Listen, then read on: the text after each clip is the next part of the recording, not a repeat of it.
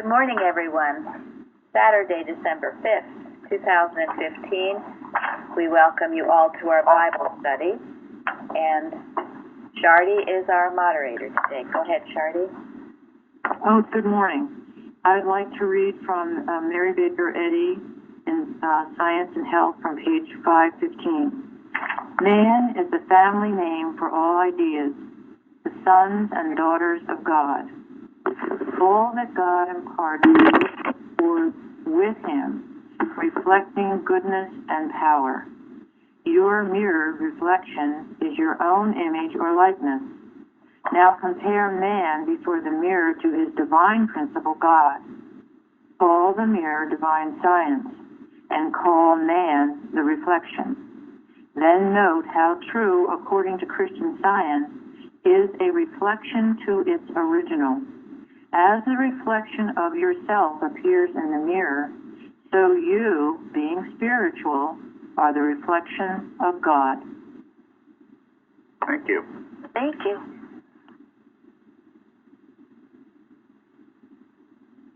Shall I go ahead with the question, Juan? Yes, you should. Okay, thank you. Number 1, Genesis 1, 27, 28, 31.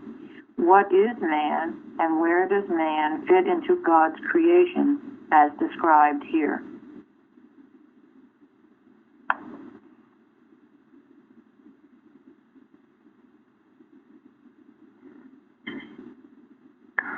I thought what you just read answers the question quite well. Yeah. Family name for all ideas, that which reflects God.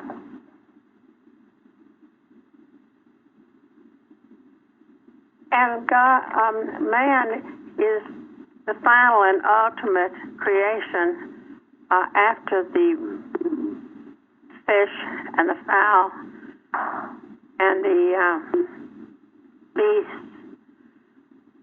Then man is given dominion. Good, thank you. Yeah, that kind of follows the order of things.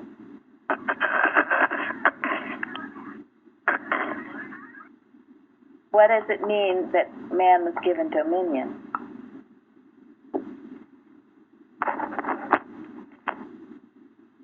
What does that mean to you? Do you act like you have dominion? I should act like that. Yes. Oh, Ava. Oh, sorry. Everyone knows his dominion. Now, say that again, Ava. I didn't. From the mouth of babes. I was just going to say that God works through man, so he's given him dominion. He's given him the power to do his will. Absolutely. On earth. Not man on his own. That is a huge statement. He's given the power to do God's will. I mean, given the power to go off on our own thing, thinking we're entitled or whatever. You know, Yes. I was looking at the creation and also in the commentaries. It's God created got everything all ready to go, and then created man. And they were in the couple of commentaries. They were talking about how man was created at the end of it, and he was the most important part of it. It just kind of struck me that God created all this stuff and got everything ready for a man to be in charge of it all. In that sense of having dominion over it, and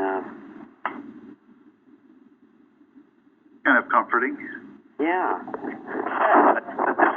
This is a timeline, and was there ever a beginning to any of this creation? No, always has been. Yeah, I think it's more that God takes care of everything that man needs all the time. Yeah, thank you. It's always available, ever ready, and the supply is infinite because the source is God.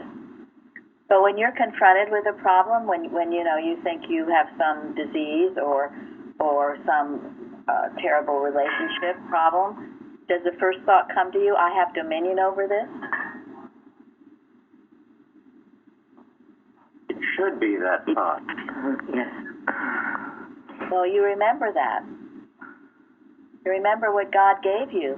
And don't tell me you're helpless and you can't overcome it and you don't know what's wrong with you. Because that's not what the first creation is about.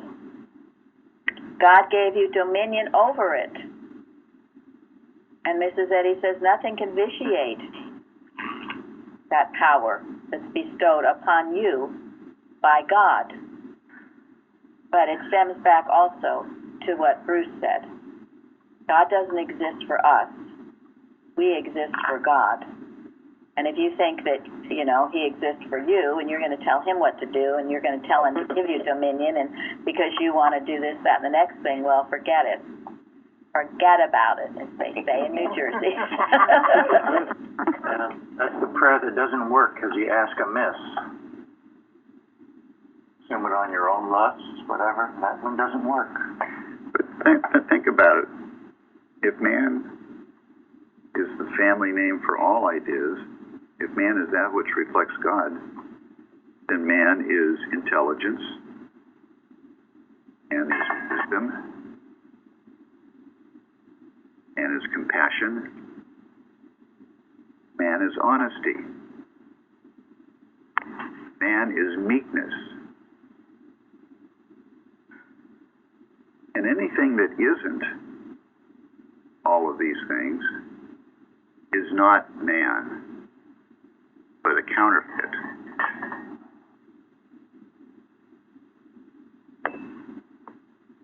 God created everything to express him, not themselves.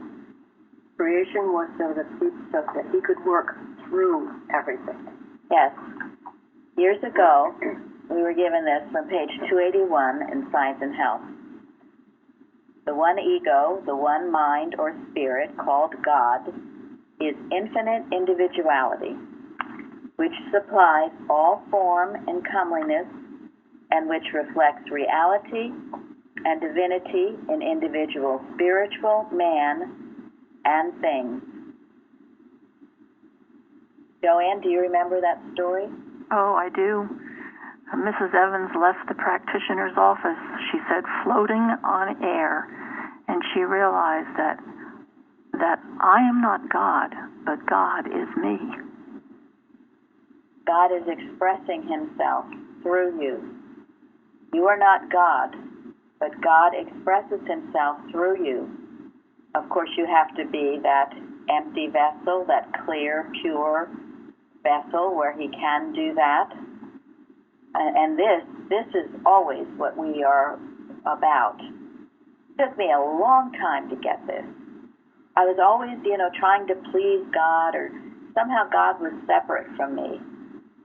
But eventually I realized I got it. God isn't separate from you. He's expressing himself through you if you let him. And that is your infinite individuality. It also gives you comeliness and form, all form. So, don't be complaining about your form or your comeliness. let God be it. And let it be something beautiful and wondrous. Don't be a potsherd. Yeah, right. That's right. We'll get to that too. So, Jeremy, was it your article that was about this? Where did I read this about, if God didn't have a reflection?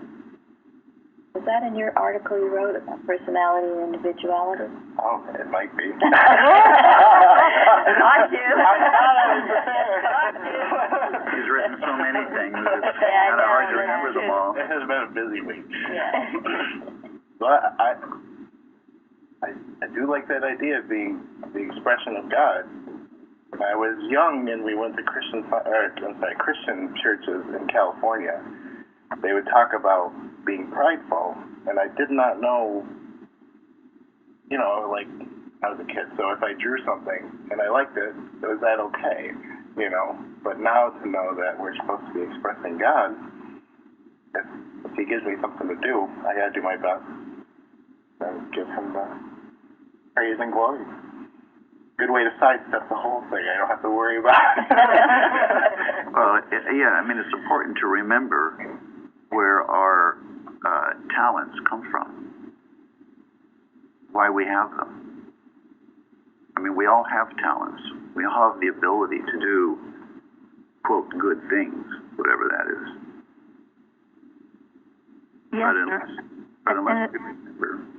and it ties in with that one statement, and God bless them. I just thought that was so beautiful, and said in so few words. And I looked up the verb blessed, and it means to pronounce a wish of happiness upon someone, to make them successful, to set them apart or consecrate them for a holy purpose, and to pronounce a benediction upon them. And that's what God has done for us. That's beautiful. Yes. And it goes back to the fact that God is what? Love. Exactly. That God is pure, unconditional love. Everything about God is good. Everything about His creation is good. That's why evil is an illusion.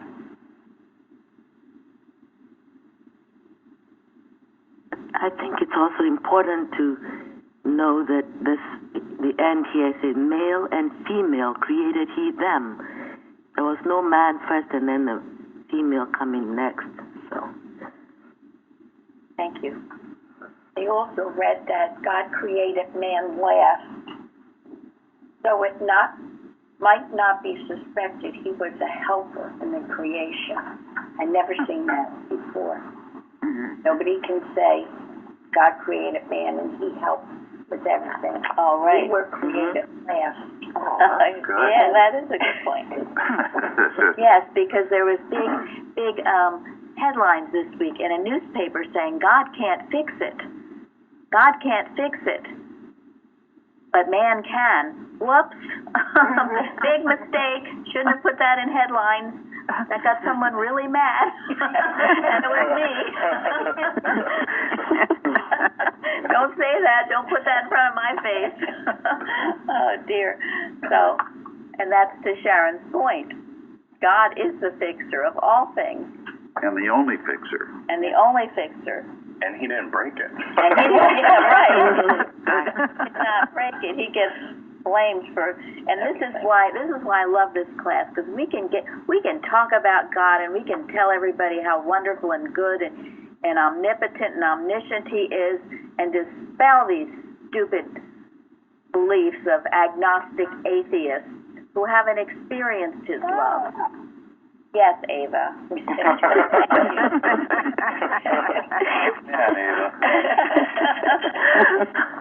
And to get back to Jeremy's wonderful article that he doesn't remember. Well, he makes the point, and Mrs. Betty makes the point too, that without a reflection, what would happen?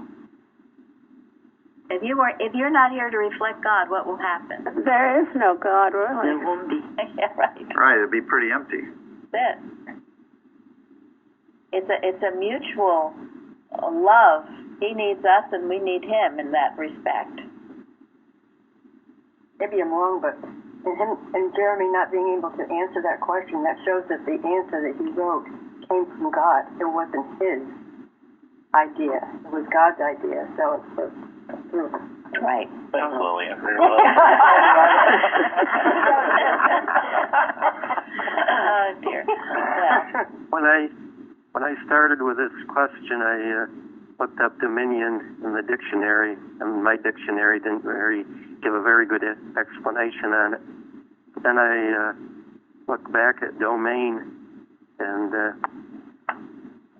domain is an area of influence, sphere of influence under the control of and under the rule of one. So made me think of the dominion is under God's complete control and rule. Thank you. Yeah, because where did Jesus get his dominion? Got it from obedience to divine law. So that's the only place we get our dominion. And the obedience has to come. You can't wait. You can't say, okay, well, I need to understand before I obey, because what did Mrs. Eddy say? You have to obey first. Yes. You obey first, then you understand. Yeah, someone recently was telling me how, well, they're really getting a lot about science and the tremendous love that comes through, but, they still have a lot of questions. Well, once you start obeying and not doubting, but just put your foot in the water and get going, those questions will go, and you will understand. But obedience must come first. It would, the human mind wants you to understand everything before you take a step, but that's not it. You have to. That's where the trust and faith comes in. Now, Jeremy had a wonderful idea this week. Well, he's had it for a while, but he put it in paper this week. It's a little booklet called Independent Watchers Monthly. We're going to talk about it quite a bit tomorrow at the round table, but I'm going to have him read. In this booklet, he put all these different problems, things that a watcher would need to handle, and then he wrote solutions to them. Florence has also done this, so we're getting a wealth of you watching and coming up with the answers to watches. So Jeremy is going to head up a committee, I'm informing him, and it's going to be the Independent Watch Monthly. He's already done one, and I'm going to have him read from this because it answers to a degree the question, what is man? So you read the question, and then he'll read the answer. Okay. Well, it just came from the thought, I am unable or unworthy to demonstrate. So that's the claim. That's the claim. And the watch is? From Science and Health, man is the expression of God's being. If there ever was a moment when man did not express the divine perfection, then there was a moment when man did not express God, and consequently a time when deity was unexpressed, that is, without entity. So my part of it was, if man is the expression of God's being, and I, being man, allow animal magnetism and the claims of mortal mind to dissuade me from expressing God, then there is no demonstration and no proof and no expression of God. Thus there is no God, and his idea, me, doesn't exist. But I do exist, and since I do exist, then God obviously exists, and I must exist to express God, and therefore am able and worthy because he would not create me to fail. To express God is to demonstrate and prove he exists, and is the cause of all. Therefore I am able, worthy, and willing to demonstrate, and do so with joy, because demonstration is our natural state. Thank you. Now this is the answer to all of this. God can't fix it. And to agnostic atheists. This is the answer. The more they say that, the more we let our light shine and show that we are the expression of God, and God does exist, and our God is real. We've got to take the offensive with this, because it's a lie that's being put out everywhere. Suzanne told me there's this show on Channel 13 called Downton Abbey. Oh, she did? Okay, Suzanne, go ahead. That the historical consultant wanted everything to be just so. So at the time, religion would have played a very big role in their life. But the producers of the show said no religion in the show at all. Let's not do leave God out of it. And so the historical consultant was very frustrated. He could never have everyone sitting down to the table together because the first thing they would always do is say grace. And the producer said, well, if they say grace, there might be people out there who don't know what they're doing. so we want to leave that out, and which was crazy. And then the historical consultant said that normally they would fold the napkins in the shape of a bishop's mitre, but he said he couldn't even do that. He had to go with the triangle fold, things like that. Well, and you see, this is the attempt to wipe out God out of every single thing, and where people's lives, where it meant so much, just as I told you in that movie Unbroken, produced by Angelina Jolie. The whole movie was based on someone in a prison camp who learned forgiveness and had his whole life restored, and it was all based on God. Evidently, it wasn't God was not in that movie. Okay, so all of you say grace everywhere you go. say grace. Mrs. Eddy did. She said she couldn't possibly go to the meal without saying grace. And, we do. Thank God when you sit down at a meal, certainly at your dinner. The fact that the people don't know what grace means, you know what that is. That's ridiculous. It's absurd. It's wicked. It is. Well, they could Google it anyways, and then it would give them the chance to find out. Absolutely. So this all goes to what man is. He's the expression of God, and we express him gloriously, and without any timidity or feeling, that we have to hide it. This other so-called movement's not hiding it, so we will be twice as vigorous with our love for our dear Father, Mother, God, who created us in his image and likeness. Anybody else on this one? Okay, Shardy, can we move on? Okay. First of all, I'd like to say thank you. This lesson is genius, and you have talked about things that is more than I could hope for. Thank you. Number 2, Isaiah 42, 1-8, especially number 6 I was interested in. Who is speaking here?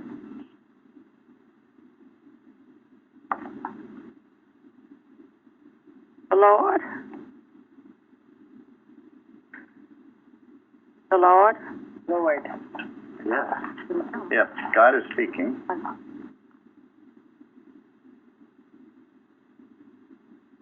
Okay, Shardy, what was behind your question? Well, that was it. Now, there's Isaiah way back when, and man has already been established, and now Isaiah is used with God to tell us about man and who is coming. And I think it's just a beautiful progression. Yeah, so Isaiah wrote it, right? Yeah. And who is God talking about? The old servant. What do you think? I think part of it is in talking about God's man, and then how Jesus, the Christ, is coming to help man.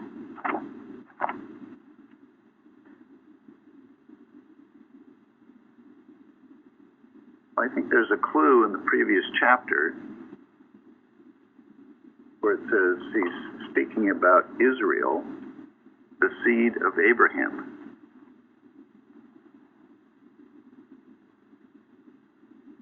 My Bible has in tiny print under chapter 42, the office of Christ, graced with meekness and constancy, God's promise unto him, an exhortation to praise God for his gospel. I know some references are that, behold my servant, he is speaking about Christ. But the office of Christ, the Christ, again, this is an expression that we all can imbibe, the Christ. So in that respect, it's speaking to all of us. Yeah, and you mentioned, in 6, for a light of the Gentiles. Yes. And I love that thought where God says, I will hold thine hand. I mean, I have visions of this loving Father just holding the hand of a trusting child and leading them and protecting them and just giving them such promise. Yes. I like the first part of that. I, the Lord, have called thee in righteousness. In other words, he's repeating again, this is what your purpose is, to be my reflection.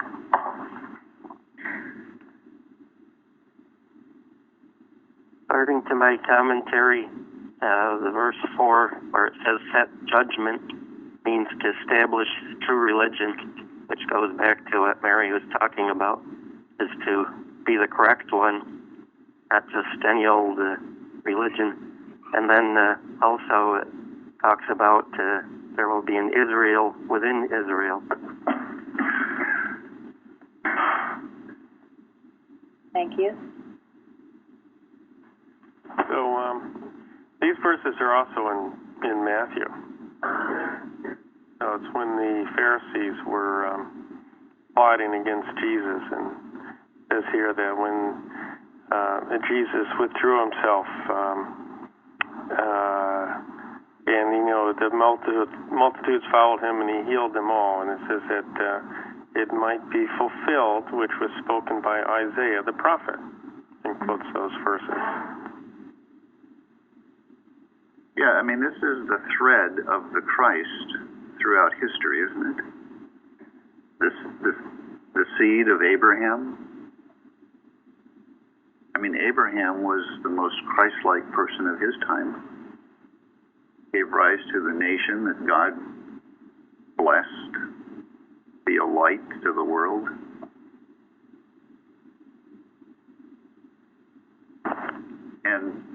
And prophesying the continuation of the Christ and its appearance in Jesus.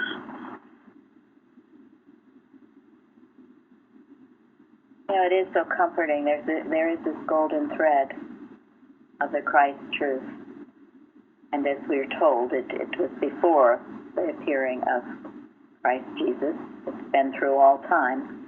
This, right, the office of Christ, God manifesting himself. And it continues. It continues. As I said, we could have a modern day Bible with George Washington and others in it, as their exploits were mighty, as Daniel said in his chapter. Well, Mary, that reminds me of that word covenant of the people. I mean, that was mentioned in, throughout that book. Was it the I can't remember the name of it, the glory of the founding of the United States. The Christ and the glory. Yeah, and the how light and the glory. The people made a covenant with God, and as long as they stuck to that covenant, the country prospered. And it's a covenant is an agreement between two people. It's a mutual thing. And God never goes back on his covenant. It's always there. But when man doesn't abide by it, that's when man fails. Yes.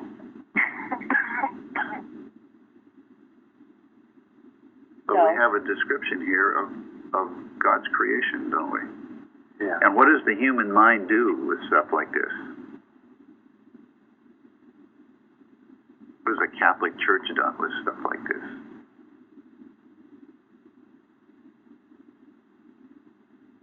It says, well, this is special. This is unique to only a couple of people. And the rest of you can't aspire to it. Well, I think what the Catholic Church does with it, they skip over the whole first chapter in Genesis and they go right to the condemnation of the second chapter and say that man was born with original sin, and you'll always have that. Right, but the idea that I have called you in righteousness. Yeah, Isaiah. I have put my spirit upon you. Human mind says, well, this is a miracle. This is not normal. Mrs. Eddy came along. Jesus came along. Mrs. Eddy came along and says, wait a minute. This is what is normal and right. Everything else is abnormal. You don't need someone between you and your God. I'm very thankful for Mrs. Eddy's clarification where she says, in the beginning it means the only. In other words, the Genesis 1 story is the correct story of creation. This truth is the golden thread of Christ that appears through all ages. Here Isaiah had it. Baker 80 restated it for us too.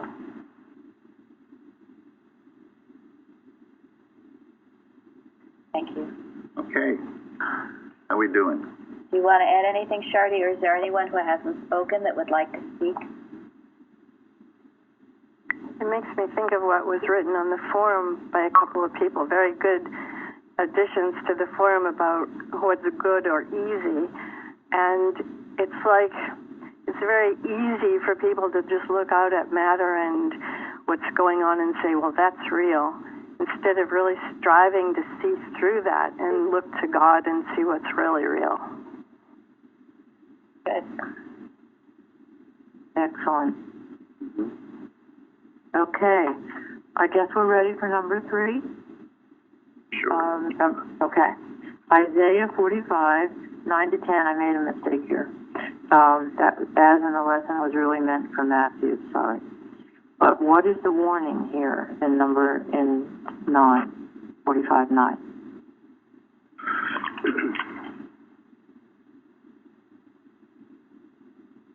Be a potsherd. And what is that? That's the clay telling the potter, you know, he's complaining about it. Well, why did you do that? Or why can't you do this? And they're blaming the potter for their problem, like he's a broken pot.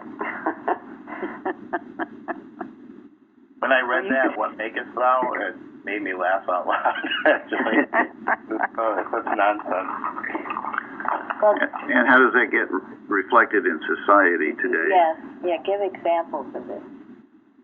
The murmuring of the children of Israel. They just went through the Red Sea, and 2 days later, or 1 day later, they're already complaining. And they're not being obedient. That was Moses' time, but we're blaming God for, well, the headline, God can't fix this. And it's the opposite that's true. Yeah, the warning is... Sorry. Go ahead. All I said was psychology might be another example. Yeah. I think sickness, too. We think that God makes us sick. A lot of people believe that, I think. God's will is what they say. Yeah, God's will. Sickness, all the disasters, the weather disasters. God did it, and why? You know, what makest thou? Why did you? Yeah. How many people in this world will look at a disaster and say, "How could God allow that sort of thing?" They call it an act of God. Yeah. Right, or even all this terrorism and things like that. That is why, and it is why because people have been so continually godless. When things like this happen, then they have nothing to fall back on. They don't understand what God is because they've spent 0 time trying to understand Him. 0 time reading the Bible. 0 time thinking about Him at all.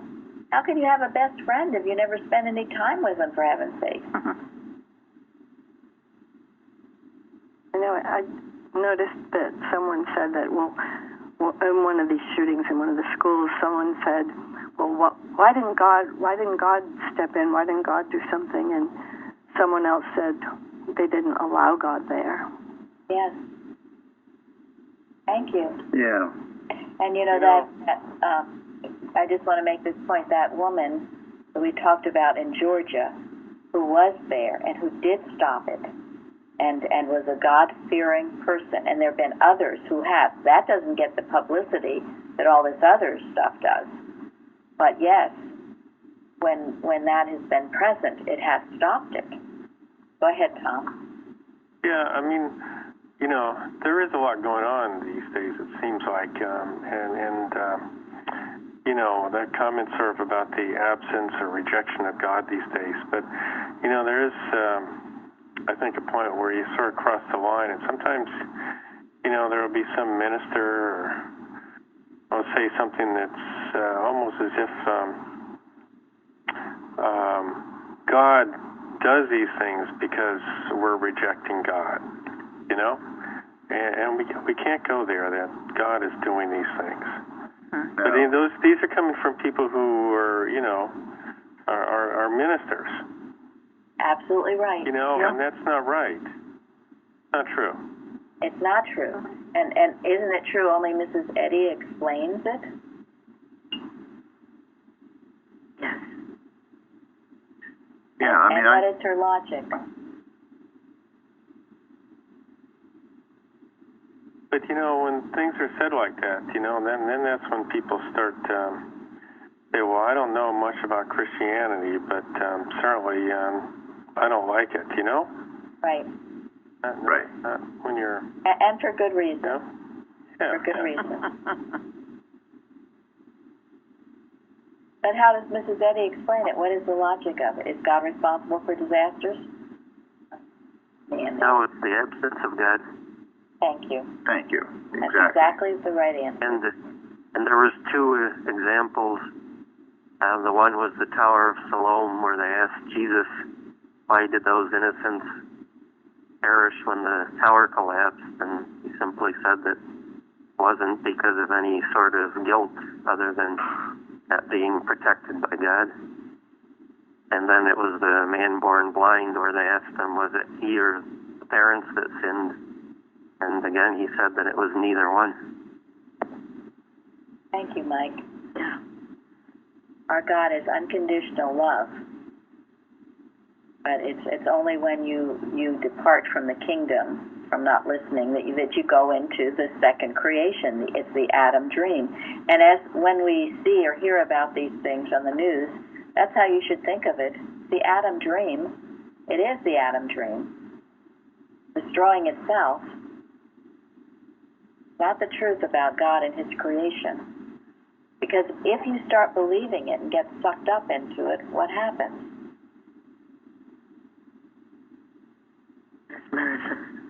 It's got you. Yes, the mesmerism. And you will be part of the problem rather than part of the waking up solution. I like the way Mrs. Eddy has given us examples of mathematics and music. Because if you try to explain, people want to know, well, where is evil and where did it come from and why do we have it and all this. And if you use mathematics, if you have a wrong formula and you can't work out your problem, you're not going to just sit there and cry and cry and cry because you have a wrong answer. You're going to find the right formula and you're going to work on that and get the right answer. And it is scientific. It is the principle to be applied. And it's successful. And it's the only thing. That was what I was looking for in the question about logic. Her logic is absolutely perfect, as in math. And maybe if you were to sit and read about a math problem, you'd think, gosh, I don't understand this. Holy crow, X times 2 is DW? I don't know, whatever. What sense does that make to me? So you can't just sit and think about it. You got to sit and work it out. And then you say, oh, yeah, wow, that does work. I get it. And then you move on to the next problem. So it is in the science. It must be applied. Logic. And you move on with more confidence. You do. And that's the dominion right there. Right. There you are. Thank you, Katie. Very good, because you've gained a step of understanding. So, I think the warning here is, don't judge God by the mortal picture. God doesn't make mistakes. God is not reflected in the mortal picture. Don't be a mesmerized potsherd. You love that word. Yeah, Betty's connected to that word. Yeah, that's right. Don't be a mesmerized potsherd. stay out of the mesmerism. And in that way, and this doesn't mean this is having the compassion. In that way, you help people. If you get mesmerized and sympathetic and drawn into it, you're in it with them. So you help them. Help them with our truth. We help them with compassion and kindness. Whatever is needed, we're there for that need. And that's what it means to be a light to the Gentiles. To those who still have a human concept. It's like awakening them to the right principle with which they should be working, and not just make up your own principle and then get it wrong and then complain. That's perfect. And exactly. Very that good. just follows what Dale said. Very good. You get rid of these belief systems that are damning them and awaken them to their true being in God. Not born into matter, and they're not sinners. They're children of God. Everyone, everywhere. And as Mrs. Eddy says in that beautiful statement on 220 of Signs of Miscellany, where she says, I love mankind. And it's Christ Christianity that's blessing everyone, everywhere. Anybody else? And the warning is that if you stick to the real, like Plainfield, that's where you escape to from the other Christian Science. No, I had a phone call the other day. It was absolutely touching. It was Australia, but again, class talk, kind of been part of the science, not seeing any healing. They came upon our website and they just couldn't get over it. They've just been spending the last few days just going through everything, reading all the literature, everything that's offered. It was very, very touching to me. This is what we are doing. That's what we're here for. Yes, what we're here for. She said all her misconceptions, the way she thought things once were, she said she knew the textbook was right, but she just didn't see it lived, and that's what we hear so often. But now all her questions are being answered, and she couldn't believe the wealth of things we give, and it's all free. And not really free, so please keep your contributions. I'll give it a plug again. But we're paying for it. We are paying for it, but it's blessing people, and many people who would be put off if it weren't free, if you had to sign your life away to get into our website. I just don't want to go there. Freely we have received, freely we give. God provides. And God provides, yes. He provides all that we need. Okay. Wonderful. Number 4, Matthew 23, 8 to 15, as it's stated in the beginning when it says, then spake Jesus. Where is Jesus? To whom is he speaking? And what is his purpose? For that, Sharon was going to say something. Mrs. Evans always taught us that the hymn that's open to speak. You're giving, you get. You're giving, you get. And you've heard the testimonies about that. So this is obedience and trust again. To be willing to trust God and know if you do give, he will give back fully and overflowing and with it. Okay, back to that question. Okay, we're in Matthew 23. Where is he? Who is he talking to, and what is his purpose? Well, he's in Jerusalem. He's already rid the temple of the money changers. And I believe he's talking to the multitude and the disciples. And it seems that the Pharisees and the scribes and the Sadducees are all there somehow. And he's pulling no punches. Right. Thank you. As usual. As usual, right. Right. Well, he's talking to the scribes and the Pharisees, and I love what Matthew Henry says. He says, pride was the darling, reigning sin of the Pharisees. And our Lord Jesus took all occasion to speak against it. Perfect.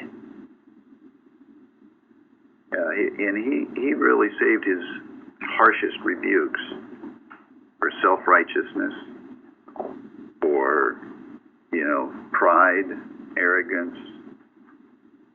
And here they were Pharisees, and they had no spiritual sense. They were leading people in the wrong direction. And I love, he says, those who would be greatest among you are those who serve.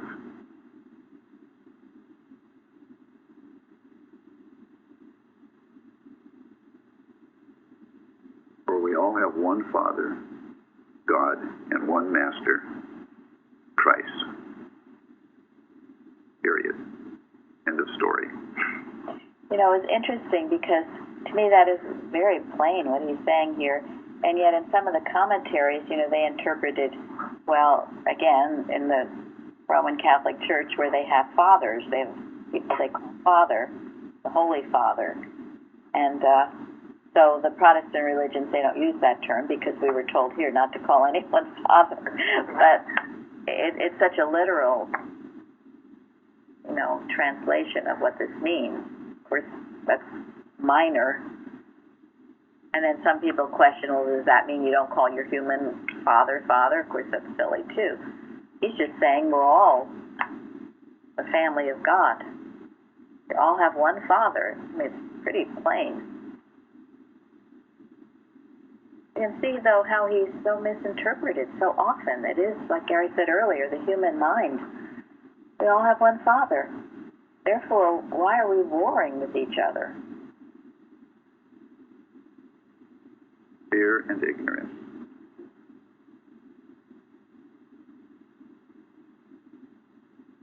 And as a scientist, that we must know it and live it. We all have one Father.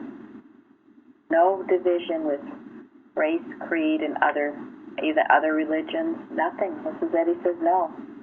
But with that, the truth about it. That they're children of God and under no false beliefs and concepts. Mrs. Eddy proved that because when her first husband passed away, the majority of her inheritance actually came through the slaves who she set free, and then she suffered materially for that and having to give up her own son. And I didn't realize, having read that many times until just recently, that the wealth of not only the United States but many of the European nations was actually tied into the whole slave thing. And I never read that about Mrs. Eddy. I don't know where you saw that, but I never read that. Yeah, I've seen that. You have? Yeah. Yeah, I've read it. I think it's one of her biographies.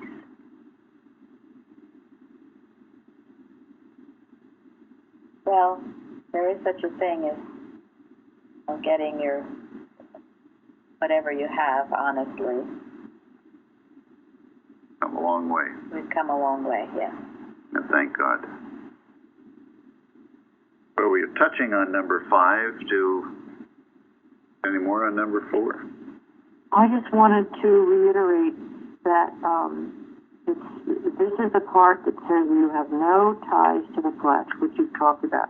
And then Mrs. Eddy on page 31 of Science and Health explains it. And it says Jesus acknowledged no ties to the flesh. It's very clear, and it's really something to think about. Thank you.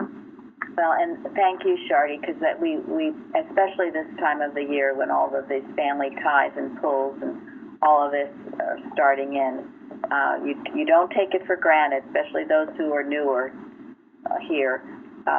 This part of this quote was in the walls of the Mother Church. Those who name the name of Christ, those are our brothers and sisters, fathers, mothers. Most important, we know this. It doesn't mean we don't love our human family. We do, but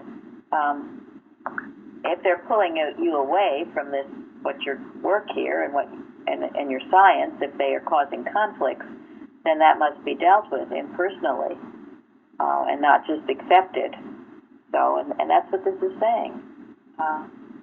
Those who do the will of God, those are our brothers, sisters. We are all a family here because that's what we're doing. So you have a very big, large, extended family with all of us. And we have a little baby, Ava. That's great. Shall I go to number 5? Acts 17:26-28. What is meant by hath made of one blood all nations of man to dwell on the face of the earth? And it's part of the big picture here, too.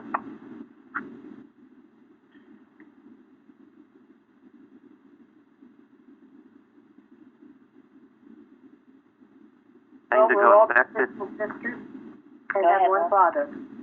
There you go. Who else?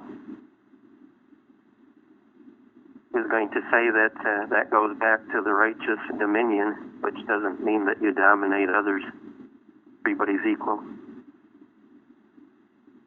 It also addresses the all too common tendency to judge others based on their human background. Yes. It's a great sin.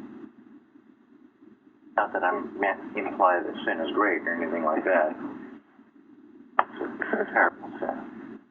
Well, it's one blood, one basis, one substance. It's all equal, isn't it? There isn't another God that created some people different. Nobody's left out of this creation. Man is all men. We're all in it together. Yeah. I think the term one infinite being, I think, makes it clear. Yes.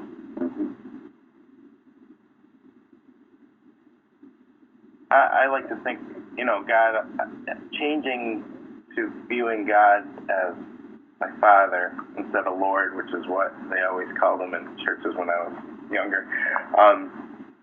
Thinking about that, him being like the parent, and looking at my own kids, having no favorites, between them. He doesn't have any favorites with any of us. So I like that idea. Equal like that. That's right. We're all equal. No favorites. God is universal and impartial in his adaptation of the stories. That's why there's no room for jealousy or envy, hate, rivalry. It doesn't, not in God's kingdom, which is what we should be having, God's kingdom, heaven on earth. All you can do is start with your own self. And that thought of doing away with rivalry and competition, I thought it was interesting when it says, and hath determined the times before appointed and the bounds of their habitation. And I thought, God determines when and where man will dwell.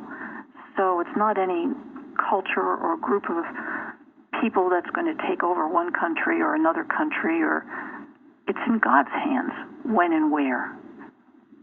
Right, and that's why. Bingo. Yeah. Sorry. Yeah, no, and that's why our lives should be, whatever we do, whatever we say, wherever we go, we should be sent by God. Otherwise, we don't go or say or do. And that goes back to being his reflection, his expression. You're not God, but God expresses himself in you. And when you fight that and you block that and you don't listen to that, that's when you get in trouble. When your body acts up or other things start to act up, they're red flags saying you're not listening. So you got to get back where you are. Don't accept things going wrong as being normal. They're signs you're getting off track. Because when you're letting God express himself through you freely, things will work out well. Sometimes not without difficulty, but they will work out well in the end. I heard this quote this week about, that saying, all things work together for good. No, all things work out well in the end. And so if it's not working out well yet, then it's not the end. Haven't gotten there yet. You keep going.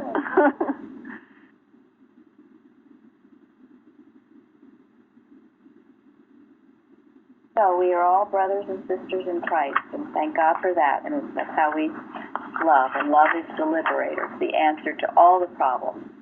And God's love can fix it. We'll understand truly what that means. Right, and what does Mrs. Eddy say? If all men had one mind, there would be no more. Yeah, the brotherhood of man would be established. Yeah. And, we had that read Wednesday. Brotherhood. And these false beliefs, part of our watching is to free people from the false beliefs that have enslaved them.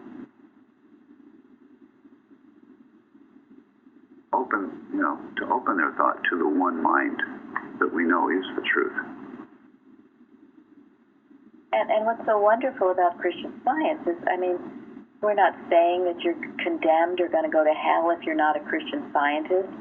We're not saying if you're not a Christian Scientist, I'm going to behead you. It's the reign of Christ, peace on earth, goodwill toward men. It's something good for all men. We don't feel we're elite or better than others. We know this is the truth of all mankind, and that is tremendous.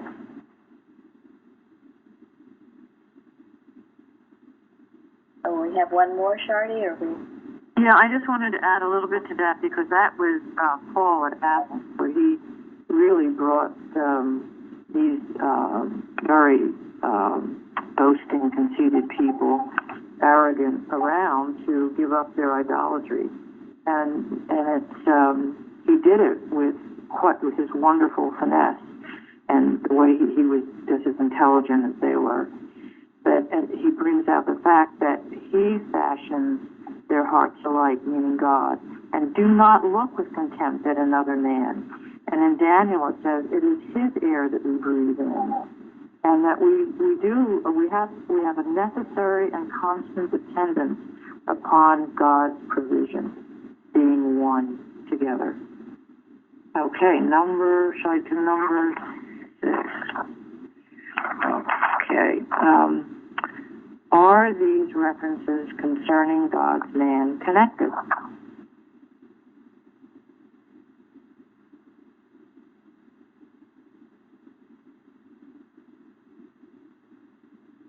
As we mentioned once before, the golden thread of truth that has always existed, exists now, and always will. Action, as Heavenly Father God, the same yesterday and today and forever. Before Abraham was, I am.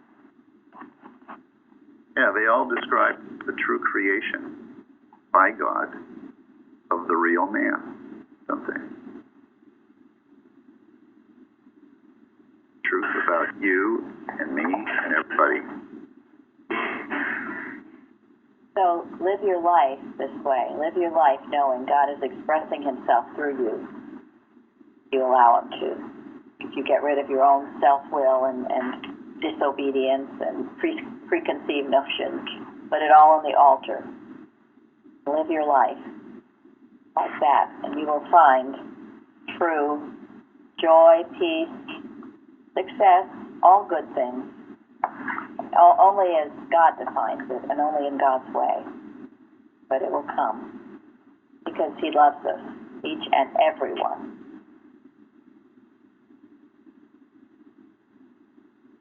Yeah, I felt that I worked with this a long time, and I thought this was a hard question, and I redid it many times with the help of people. And what I came to myself was that, yes, we are connected because of God. It always goes back to God. and we are connected because of God. Thank you. Thank you. Yes. Yes. Thank you, Shardy. Thank you all. Thank you. Thank you. Thank you, Shorty. Thank you, Shorty. Thank you. Thank you. Thank you.